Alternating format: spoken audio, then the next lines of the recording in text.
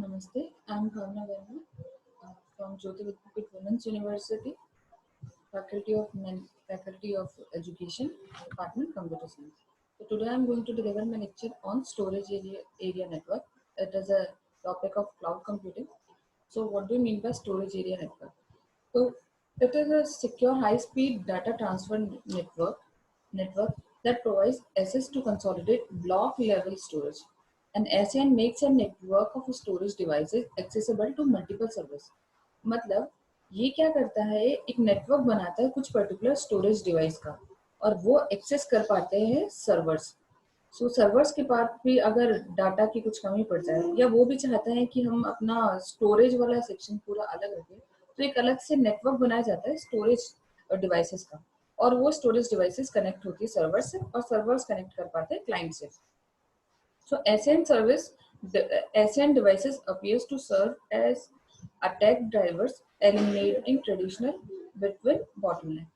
SAN also referred as storage area network or SAN network or network SAN. Also, it introduced in early 2000s. So मतलब ये early 2000 के आसपास जो है ये कंसेप्ट इंट्रोड्यूस हुआ था. तब क्या था, तब SN were initially limited to enterprise class computing. Today high speed disk costs have gradually dropped and SAN have become a mainstay for greater organization storage. तो पहले ज़्यादा यूज नहीं होता था, लेकिन अब धीरे धीरे जैसे जैसे स्पीड भी बढ़ती जा रही है, लोग इतना टेक्नोलॉजी एडवांस होते जा रहे हैं, तो ये चीज़ भी अब क्या है, हर ऑर्गेनाइजेशन यूज करना चाहती है. तो SN implement simplifies information lifecycle management and plays a critical role in delivering a consistent and secure data transfer structure. अब हम आते हैं हमारी नेक्स्ट स्लाइड की तरफ कि SAN कैसे हम एक्सप्लेन कर सकते हैं. सो SAN क्या है, देखो आप SAN को ऐसे समझ सकते हो कि SAN क्या है, एक तरह से हमारा जो लैन बेस्ड क्लाइंट सर्वर मॉडल होता है, एक क्लाइंट सर्वर जो मॉडल होता है तो वो लैन बेस्ड होता है, तो वहां पे हम SAN का यूज करते हैं या कर सकते हैं. जैसे मान लो ये आपके क्लाइंट्स हैं, आपके 4 क्लाइंट्स हैं, वो 4 क्लाइंट्स क्या है अपना डाटा सर्वर से वो एक्सेस कर पाते हैं. तो ये जो 2 सर्वर्स बने हुए हैं, ये स्विचेस की मदद से क्या करते हैं, क्लाइंट को अपना डाटा भेज और सेंड कर सकते हैं. इसमें 2 तो ये वायरलेस क्लाइंट्स हैं and in between them 2 are connected by LAN. So and also switches is also connected to servers. तो यहाँ पे क्या होता है, मान लीजिए आपको कोई स्टोरेज की जरूरत है, तो जब भी क्लाइंट एक्सेस करना चाहता है तो यहाँ का स्टोरेज ले लेगा सर्वर ए का, फिर मान लो सर्वर बी का भी स्टोरेज ले लेता है, लेकिन फिर भी हमें ऐसा लगता है कोई दिक्कत होगी सर्वर में या फिर यहाँ का स्टोरेज जो है कम पड़ रहा है, तो सिर्फ स्टोरेज के पर्पज को सॉल्व करने के लिए हमने क्या किया, एक अलग से यहाँ मल्टीपल डिस्क लाई. तो यहाँ पे कितने डिस्क है, there are 1 2 3 4 5, there are 5 disk. तो यहाँ पे हमने 5 डिस्क और उससे भी ज्यादा हो सकती है, उसका एक अलग से स्टोरेज बना लिया है. तो उन स्टोरेज को हम लोग क्या कर रहे हैं, ये स्टोरेज को हमारा ये सर्वर एक्सेस कर पा रहा है. तो जब भी क्लाइंट किसी डिवाइस के लिए वो किसी भी स्टोरेज के लिए जब वो डिमांड करता है या किसी भी चीज के लिए, तो सर्वर के पास जाके डायरेक्ट यहाँ से एग्जीक्यूट होती है और क्लाइंट को पता नहीं चलता. ये जो यहाँ से स्विचिंग होती है इतनी फास्ट होती है. अब इस स्टोरेज एरिया नेटवर्क को एक साथ हम लोग क्या करते हैं, स्विच से कनेक्ट कर देते हैं. एक ये स्विच क्या है, अब एक स्विच से हम लोग कनेक्ट कर देते हैं. तो यहाँ से आने वाला डाटा अगर एक्सेस करना है हमारे सर्वर्स को, तो ये सर्वर्स भी क्या होते हैं, उस स्विच से कनेक्ट होते हैं. उसके सिवा ये जो स्विच, अब स्विच क्या है, तो स्विच क्या है, एक सेंट्रलाइज डिवाइस की जैसे काम करती है. These are usually fiber optic switches होती है. अब ये जो स्विच हम यूज करते हैं फाइबर ऑप्टिक स्विच यूज करते हैं. इसमें टेक्निक क्या, फाइबर ऑप्टिक स्विचेस की टेक्निक क्या यूज की जाती है. अगर हम फाइबर ऑप्टिक स्विच यूज करते हैं तो हमें केबल भी कौन सी होती है, फाइबर ऑप्टिक केबल ही लेनी पड़ती है, ताकि हम कनेक्ट कर सके स्विचेस को स्टोरेज डिस्क के साथ, ठीक है, और स्विचेस को इन सर्वर्स के साथ कनेक्ट कर सके. उसके सिवा यहाँ पे एक और चीज हम लोग लगाते हैं, या सर्वर यहाँ पे टच होती है या फिर यहाँ पे टच होती है, एक हब डिवाइस लगाते हैं. ये हब नहीं, सॉरी, HBA डिवाइस लगाते हैं. अब HBA क्या है, HBA होस्ट बस अडेप्टर है, जो कि एक ट्रांस रिसीवर की जैसे काम करता है. ट्रांस रिसीवर क्या करता है, इस सिग्नल को सेंड करता है और रिसीव करता है.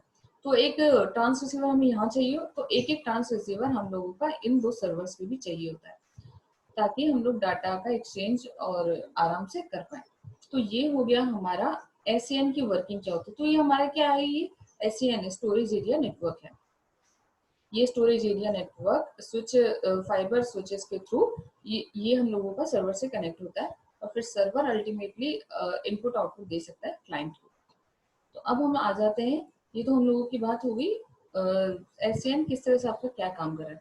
अब एसएन के पास दो सोल्यूशन होते हैं, मतलब जो स्विचेस होते हैं हम जो अलग अलग तरीके से जो काम ले सकते हैं, दो तरह के। एक तो हमारे पास है फाइबर चैनल, एक तो हमारे पास inter small computer system interface protocol. अब फाइबर चैनल क्या है, फाइबर चैनल को हमने एफसी से डिनोट किया, इसको हमने आईएससी से डिनोट किया। अभी फाइबर चैनल क्या है, it is storage and servers are connected by a high speed network of interconnected fiber channel switches. तो जो हमारा स्टोरेज और सर्वर है वो किससे कनेक्ट रहता है, एक हाई स्पीड नेटवर्क से कनेक्ट रहता है, और वो high speed network of interconnected fiber channel switches. तो हमारा एसएन किसे fibre interconnected fiber channel switches से कनेक्ट रहता है। वो क्या होता है, वो यूज अब बेसिकली जो फाइबर चैनल हम लोग कहाँ पे यूज करते हैं, जहाँ हम लोगों को क्रिटिकल एप्लीकेशंस के साथ डील करना पड़ता है, ये बहुत ही ज्यादा हाई लोड या हाई डाटा स्पीड के साथ हम लोगों को नेटवर्क को एक्सेस करना होता है। तो it is use for mission critical applications where uninterrupted data access is required. Second है हम लोगों का ISCSI प्रोटोकॉल। यहाँ पे क्या है, this infrastructure gives the flexibility of A low cost IP network. मतलब हम अगर ये फाइबर चैनल की कॉस्ट को कम करना चाहें तो हम लोग इस सिस्टम का भी यूज कर सकते हैं, जहाँ हम लो नेटवर्क कनेक्शन हम लोग यूज करते हैं। अब एसएन की क्या एडवांटेज है, तो एसएन क्या है, स्टोरेज वर्चुअलाइजेशन को सपोर्ट करता है। स्टोरेज वर्चुअलाइजेशन जस्ट लाइक होता है हमारे पास स्टोरेज हमें लगता है कहीं और से आ रहा है बट वो आता कहीं और से। तो स्टोरेज, इसको हम लोगों ने बोला स्टोरेज वर्चुअलाइजेशन। आपको नहीं पता कि आपके पास डाटा सर्वर पर नहीं है, अलग से एक स्टोरेज एरिया नेटवर्क में पड़ा हुआ है, तो ये storage area network storage virtualization को सपोर्ट करता है। एक है हमारे एडवांटेज इसमें हाई स्पीड डिस्क टेक्नोलॉजी। मतलब यहाँ पे हम लोग जो डिस्क डिस्क से हम डाटा ले रहे हैं और डाटा दे रहे हैं, तो एक बहुत हाई स्पीड डिस्क टेक्नोलॉजी हम यूज करते हैं। कम से कम एटलीस्ट 5 GB पर सेकेंड की हम लोग स्पीड यहाँ पे एट अ टाइम मेंटेन कर सकते हैं स्टोरेज एरिया नेटवर्क से डाटा सेंड और रिसीव करने के लिए। एक सेंट्रलाइज बैकअप, अगर आपको लगता है किसी भी सिचुएशन में आपका मेन फ्रेम सर्वर थोड़ा गड़बड़ा गया, सो हम लोग बस यहाँ पे देखते हैं एक सेंट्रलाइज बैकअप हमारे पास रहता है। सेंट्रलाइज को ये अलग अलग डिस्क क्या है एक साथ कनेक्टेड रहती है, तो हम लोग उसको बोला सेंट्रलाइज, ये सेंट्रलाइज हो जाती है, तो सेंट्रलाइज बैकअप हमारे पास तैयार हो जाता है। अगर हमें कुछ भी चीज चाहिए तो हम उस बैकअप से ले सकते हैं। फोर्थ है डायनेमिक फेलियर प्रोटेक्शन। मतलब it provides continuous network operators even if server fails, then enables built-in data redundancy and automatic traffic routing। मतलब अगर कोई आपका फेलियर हो जाता है कोई सर्वर, तो वहां पे क्या होता है, डाटा रिडंडेंसी हम लोगों की अप्लाई हो जाती है। अगर कोई सर्वर फेल हो जाता है तो डाटा रिडंडेंसी अप्लाई होती है, या फिर ऑटोमेटिक ट्रैफिक की रीरूटिंग हो जाती है। तो ये सिस्टम भी हम लोगों को किसमें प्रोवाइड किया जाता है, स्टोरेज एरिया नेटवर्क में प्रोवाइड किया जाता है। तो thank you, that's all for today's today's topic. Thank you.